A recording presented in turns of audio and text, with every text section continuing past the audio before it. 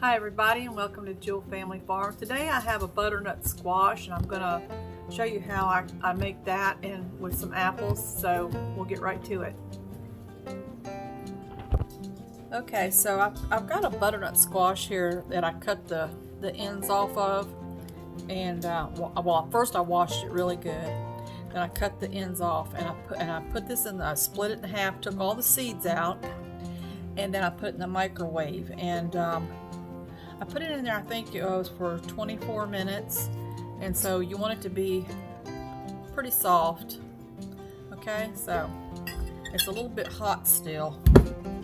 I'm going to cut this up, and I'm going to take this skin off as I cut it. Just kind of peel it off. It just kind of pulls off. It's a little bit warm still. Peel it off. It's easier to do it this way than it is to peel it when it's not cooked. It's really tough. Just make sure you get off these little pieces like this. And then I just kind of slice it up. Throw it in the bowl. Then I do the next one. So I just keep doing this until I get it all cut up. See, that skin comes right off.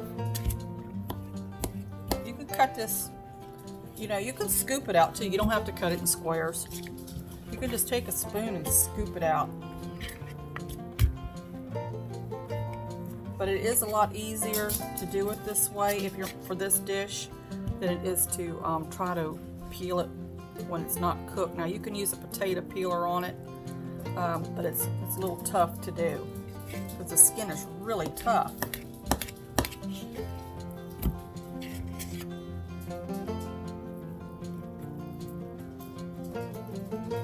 Okay, so we're just going to keep doing that, and I'll be back in a minute when I get ready to do the apples.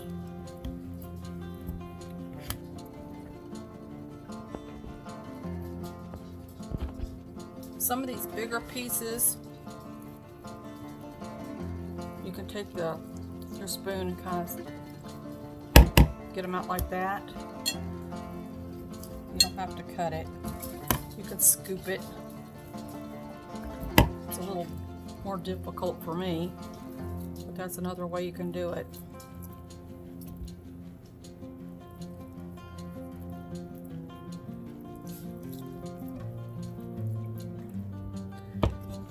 I can't do it that way. You probably need to do it when it's more whole, like in a half. And just scoop it out in little pieces like that. Okay. Alright, so we have all this in the bowl. Okay. Let's slice up the apples.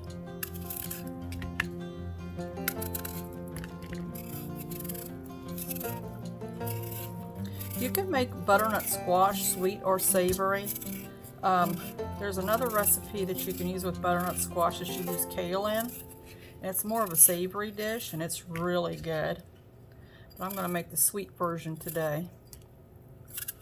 It's not real sweet. It has a lightly sweet, because I'm going to use this as a side for some pork that I'm making tonight. You just cut it up in little pieces, because since this is already cooked, you want these apples to cook fairly fast.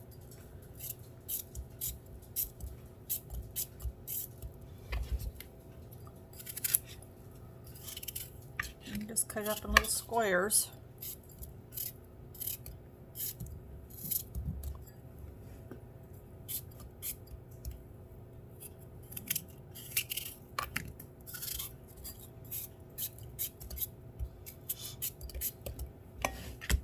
This is really good. I really like this recipe.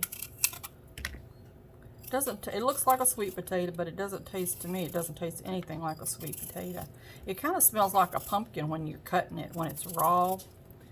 But it doesn't really taste like a pumpkin either. It does have the consistency of a pumpkin though, or a sweet potato.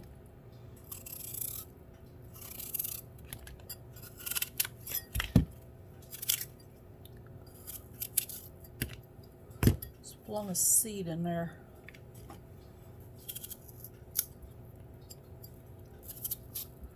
So we're just going to cut these apples up, and then we're going to add a little bit of brown sugar to it. And you can also add some cinnamon to it, or you can put some nutmeg in it. I think I might put a little bit of nutmeg in it today. It's more of a, can go into a savory dish, nutmeg can too. I don't want this real sweet, like I said. I don't want it to taste like pie or anything like that. But the apples will sweeten it, you know, a lot too. I'll put this in my pig bucket, feed it to my pigs. They love it when I bring scraps out.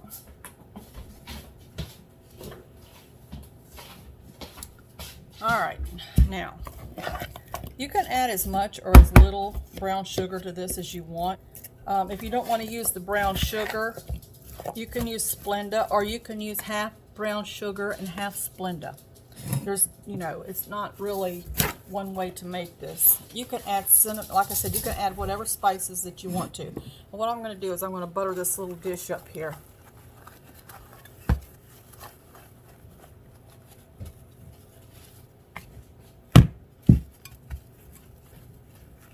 And I'm going to bake it in the microwave.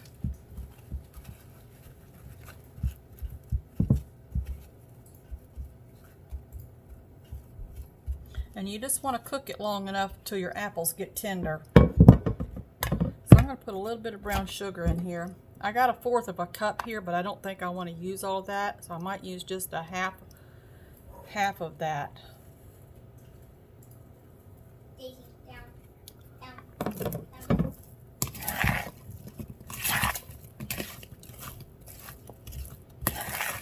Because I don't want it real sweet, because the apples are sweetening it some too. So, all right, let's see. I'm gonna put a little bit of butter in it.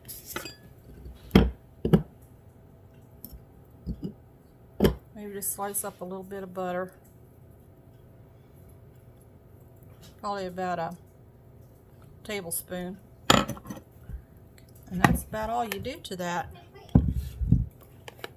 Just stir it up some. Put it in your dish.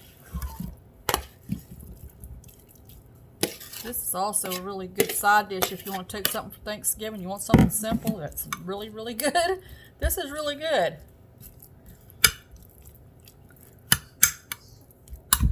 All right, I'm just gonna. Now this was a very small little butternut squash. Wait a minute, I got a piece of.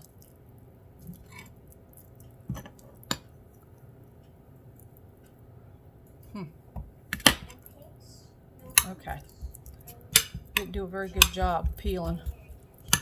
Alright, so that's all you do, and then you stick it in the oven, in the microwave for about 20 minutes, and then we'll check it, see how it does.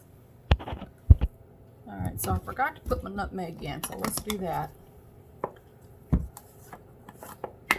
not going to put much. Maybe about 1/2 teaspoon.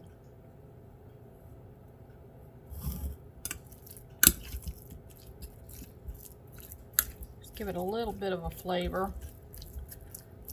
I don't want to overpower it though. Okay.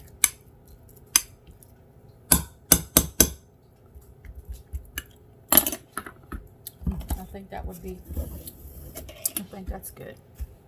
Alright, so I'm going to put a little paper towel over it and stick it in the microwave.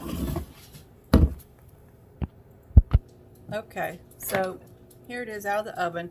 You can see the apples are really soft, and it's, you know, it's just for a side dish. It goes good with pork, really pork, or, you know, like if you want to have for Thanksgiving or Christmas, it's just another thing to take as a side. So the best kind of apples to use though is an apple that that's easy to cook up, like to make applesauce with. A Granny Smith would not cook up very well unless you cubed the apples and the butternut squash and cooked them together raw, then they would cook up good. But if you want something quick and easy, you know, and you want to go ahead and cook up your butternut squash, and get an apple that makes really good applesauce and that cooks up really easy. Alright, so here it is. That's what it looks like. And I'll put the ingredients, you know, down below.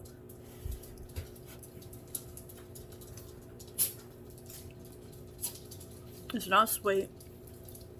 The apple gives it a little bit of a tart taste. The butternut squash is really creamy. It tastes good. I think it'd be a good choice for a side dish at, for any meal. Mostly for ham, pork, something like that. But, you know, like I said, for Thanksgiving or Christmas or whatever, it would work out really good. And you see how fast it was. It didn't take long at all. This took 12 minutes in my microwave, but I have a very small microwave. My big microwave back here broke, so I have a little one over on the counter, and it takes twice as long for anything to cook in that. So yours would probably most likely only take about 6 minutes, 6 to 8 minutes. So anyway, I hope you try this. And so it was only a half of a quarter of a cup, an eighth of a cup of brown sugar.